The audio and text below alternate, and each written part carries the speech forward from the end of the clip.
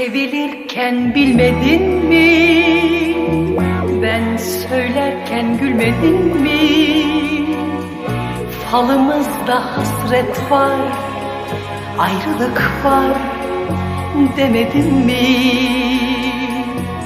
Anlamazdın, anlamazdın, kadere de inanmazdın. Hani sen acı veren kalpsizlerden olamazdın. Dilerim ki mutlu ol sevgilim, ben olmazdın.